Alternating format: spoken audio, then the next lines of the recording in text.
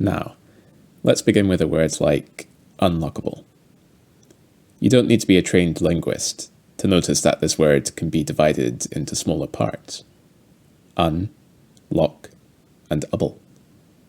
You can tell that this is the proper way to cut up the word because each of these parts has its own meaning. Un gives you the negative or opposite form of a word, able tells you that something is able to be done, and lock is a verb which you can use by itself. If you've taken an introductory course in morphology before, then you'll learn to call these parts morphemes, the smallest divisible units in a language which have their own meaning or function. If we were to cut up these parts any smaller, then we would just get meaningless sounds. So, unlockable is one word with 3 morphemes. So, how do you build a word like this? That is, how does your brain combine 3 morphemes into one word? Does it just stick them together in a linear fashion? Un, then lock, then able? Well, not exactly.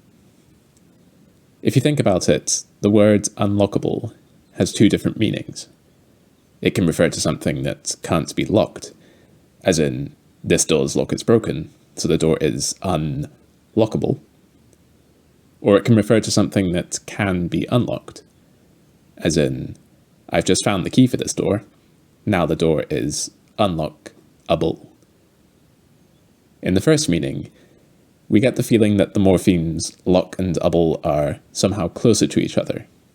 It's like they form a word first, lockable, and then the un attaches to the outside of the word to give you its opposite meaning. Whereas for the other meaning, it's like un and lock join together first to make the verb unlock, and then the able joins to the outside of the word to tell us that the action denoted by the verb is possible.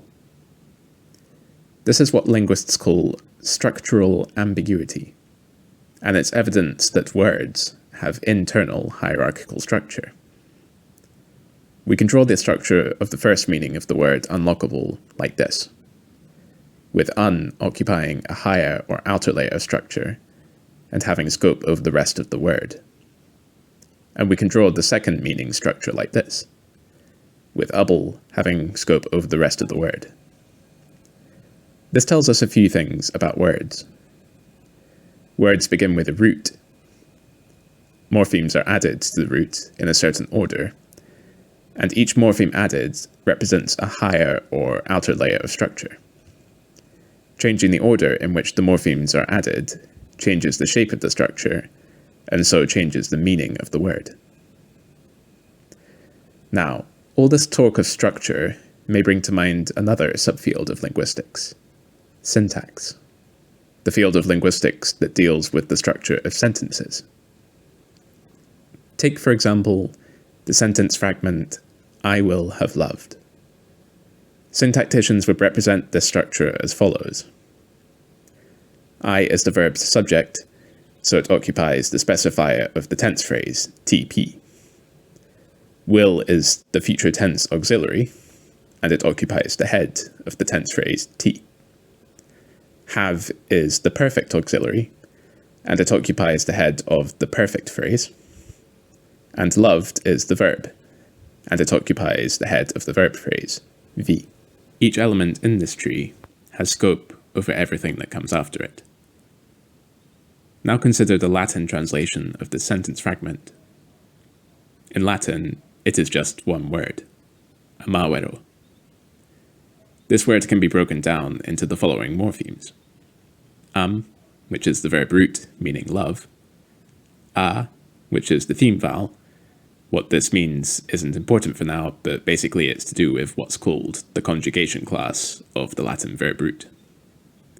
We is the perfect auxiliary, corresponding to have in English. Is the future tense auxiliary, corresponding to will in English. And O is the first person singular agreement morpheme, corresponding to I in English. If we assume that Latin words are built like English words, by starting with a root and adding morphemes sequentially to produce a hierarchical structure, then the tree for the word amaro should look like this. And in this tree, each element has scope over everything that comes before it. Notice anything familiar? The English tree and the Latin tree are essentially mirror images. The same elements are in the same hierarchical positions, and both also reflect semantic scope. That is, the scope of the meaning of the sentence fragment. It's talking about the future of the perfect of a loving event. With this in mind, we can be so bold as to ask the following question. Are the structure within words and the structure within sentences basically the same thing? Or in other words, are morphology and syntax essentially dealing with the same thing? This is the basic premise of distributed morphology. That words have complex internal hierarchical structure, just as sentences do, and that morphology and syntax are one and the same structure. To see how this plays out, first let's look at some other cases, following on from our Latin example, where it can be helpful to think of word internal structure in terms of syntactic structure. In Yupik, a language of Southwest Alaska, we can take the noun root yug, meaning person, and add the morpheme pag, meaning big, then add the morpheme tsuar, meaning little, to get the word yogpa tsua, meaning little giant. Assuming that each morpheme added to the root represents a higher layer of structure, then this word's morphological structure mirrors the syntactic structure of the English noun phrase little big person, which is roughly equivalent meaning, just in reverse linear order. Likewise, if we change the order of the added morphemes, it gives us yogtsuapa, meaning big midget, which mirrors the structure of the English noun phrase big little person. Or take another example, the phrase, "It stopped snowing at night." This phrase can mean two different things. Either it had been snowing all day, and it stopped snowing at night, or it no longer snows at night anymore. We can represent these two different meanings in the syntax of the sentence. For the first meaning, the phrase "at night" occupies a high place in the sentence structure, where it has scope over the clause "it stopped." This is why you can also capture this meaning by saying, "At night, it stopped snowing." And for the second meaning, the phrase "at night" occupies a lower place in the structure, where it falls within the scope of the clause "it stopped." This is why you can roughly capture this meaning by saying, "It stopped at night snowing." Though, of course, this word order sounds a bit odd in English. What's interesting is that in Seven Ojibwa, an Algonquin language spoken in Ontario, Canada, you can express these two meanings in a single word each. For the first meaning, you say, "Nipai shkwa sokifpan," a word made of three morphemes, roughly translated, "at night, stop, be snowing." And for the second meaning, you say, "Ishkwa nipa sokifpan," stop, at night, be snowing. Under our current theory of word internal structure, the morphological structure of Seven Ojibwa mirrors the syntactic structure of English pretty much perfectly.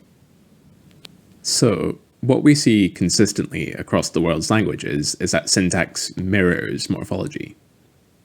This is captured in what linguists call the mirror principle.